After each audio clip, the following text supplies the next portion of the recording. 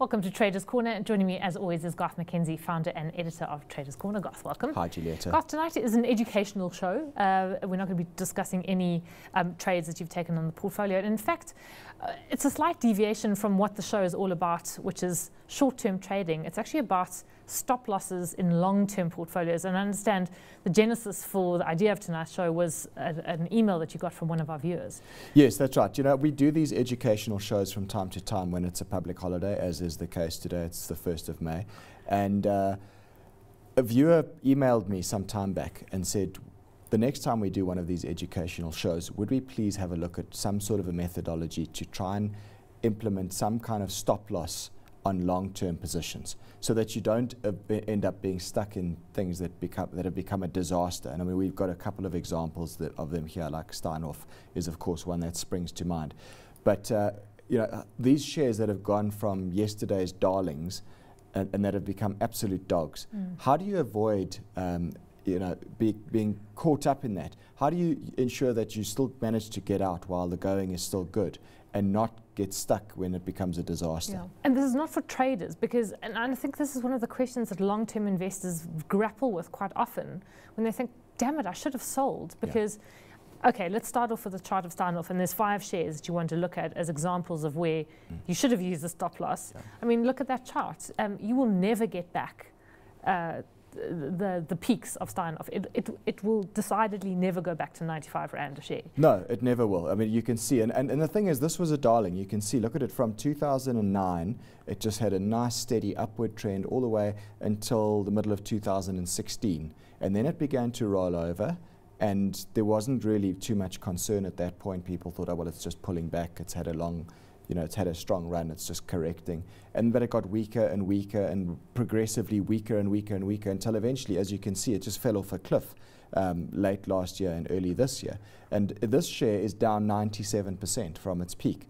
And like you said, I don't think we'll ever see Steinhoff going back to those levels. And it's been a disaster for many investors. Yeah, I mean, there are factors particular to Steinhoff. Sure.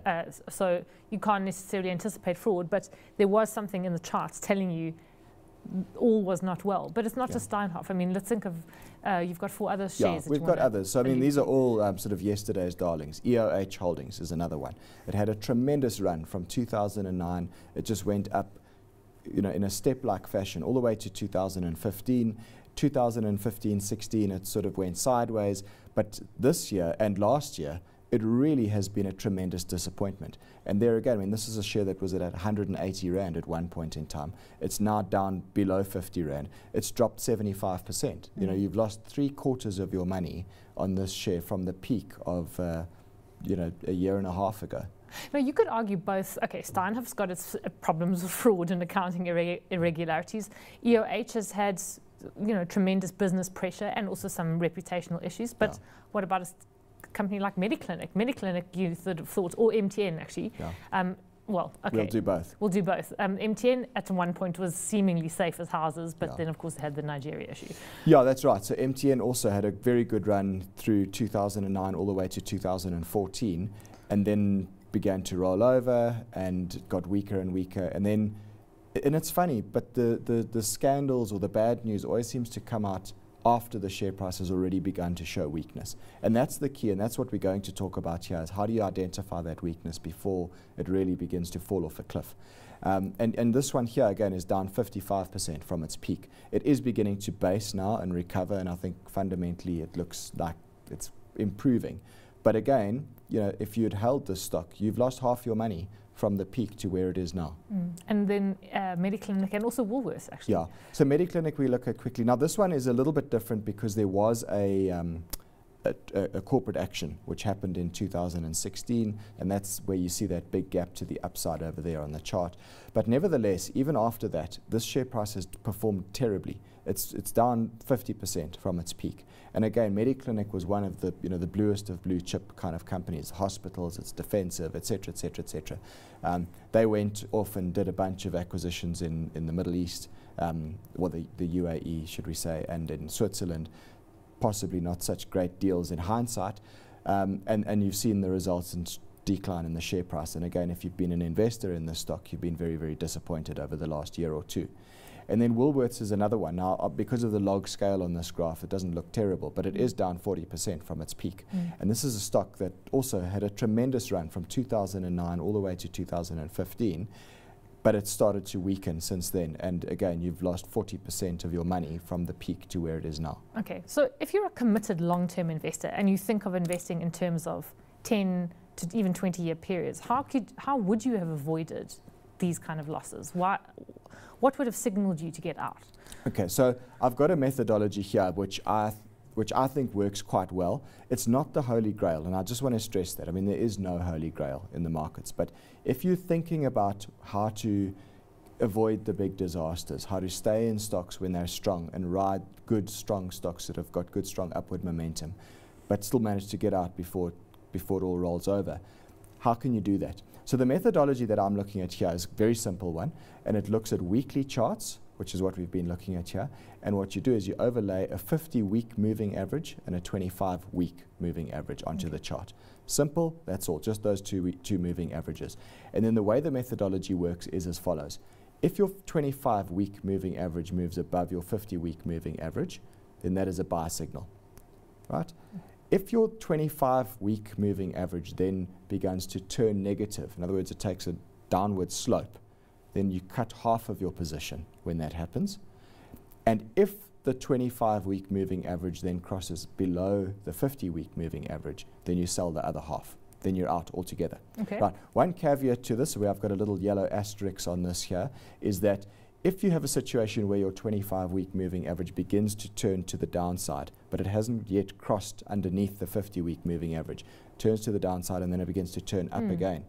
If it does that, then when it takes out the high, the prior high for the 50-week, for the 25-week moving average rather, once it does that, then you look to buy back the other half that you'd initially sold.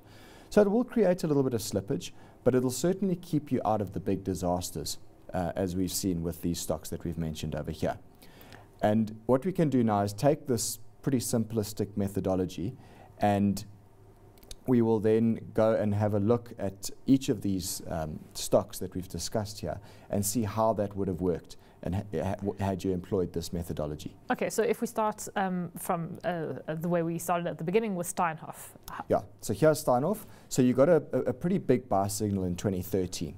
I'll admit that there were a couple of choppy moves in between, so 2010 up to 2013, but you really did get a good buy signal in 2013 at 34 Rand per share, when your 25-week moving average crossed up above your 50-week moving average. And you can see throughout the 4 years up until 2016, that 25-week moving average continued to point upwards the whole time, and it stayed above the 50-week moving average the whole time.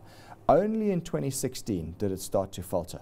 That's when your 25-week moving average began to turn to the downside. So that was your first signal to sell half the position. That was at 80 Rand.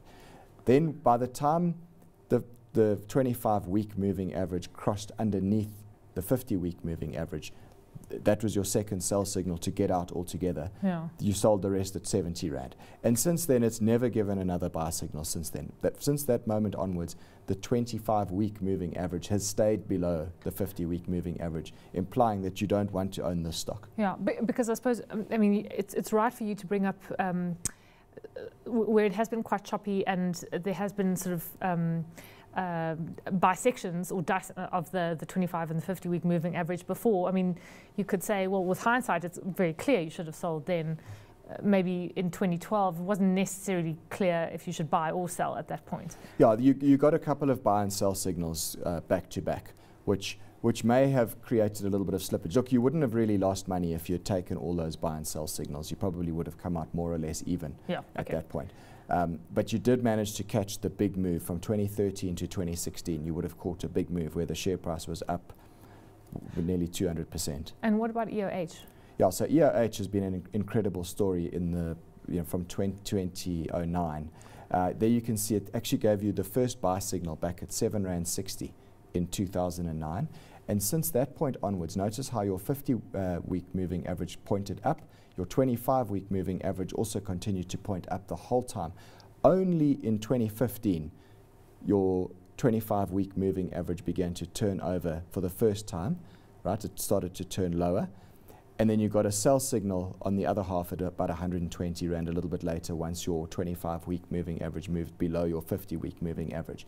There was a slight false signal back in 2016 where you would have potentially gone back in, but it was quickly scuppered again a little while later at approximately the same price where you would have then got out again.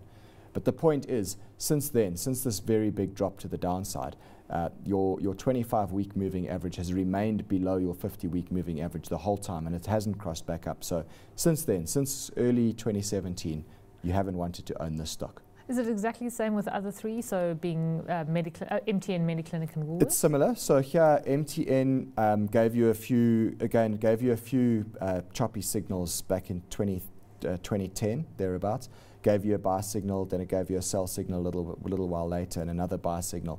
The buy signal at 150 Rand back in 2012 was really quite a nice buy signal that saw the share price rally 100 Rand from then on up to its peak.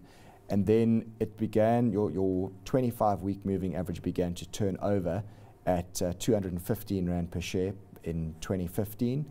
That was a signal to sell half. And then you got a signal to sell the remainder again in 2015 at about 210 Rand. And you can see since then, your two moving averages have stayed below. The 25-week moving average has been below the 50-week moving average ever since then. Well, that does look like it's turned, actually. That's it. So now, interestingly, for the first time in 3 years, now you're actually starting to see the 25-week moving average crossing up above the 200-week moving average. So if you do believe that, then it's possible that it's giving you a medium-term buy signal now. Yeah. What about Mediclinic and Woolworths? So Mediclinic is another example of one that gave you a buy signal early on in 2009, and you caught a very big move where the 25-week moving average stayed above the 50-week moving average all the way until 2014. There was a little bit of noise there where it gave you a signal to sell half, but then you would have got back in on that half. You would have bought that half back once that 25-week moving average went back up and broke its prior high. So you got in back again at 85 Rand, and then another sell signal to sell half at 100 Rand, to sell half at 105 just after that. And then you did get a buy signal at 123. Now this is where it gets a little bit messy on this particular stock because there was the corporate action where it went to Al Noor and then back to Mediclinic International, etc. But the point I want to make is that had you taken the last sell signal back in 2016, again, you've been out of the stock. You've avoided this big 50% decline, successfully out of the stock, and you're not back in it yet by any stretch. And imagine exactly the same thing with Woolworths. Yeah, Woolworths as well. So it got you in 2009 at 11 Rand per share. There were a few choppy signals in 2013 and 2014, but you got a clear sell signal in early 2016 at 85 Rand per share, where that 25-week moving average crossed underneath the 50-week moving average. And since then, it's been like that. So you've never wanted to own Woolworths since then. And do you find this more useful than buy, hold, and sell recommendations from analysts? Yes, I think so. I think we see a lot of analyst recommendations come out where it's a buy signal at the top and a buy recommendation, and then once it's been absolutely thrashed, then it becomes a sell. So I think this is maybe a cheaper way to identify buy and sell signals than paying big salaries to analysts. Well, we'll leave it there. Garth, thanks as always for joining us. Garth McKenzie is, of course, founder and editor of Traders Corner.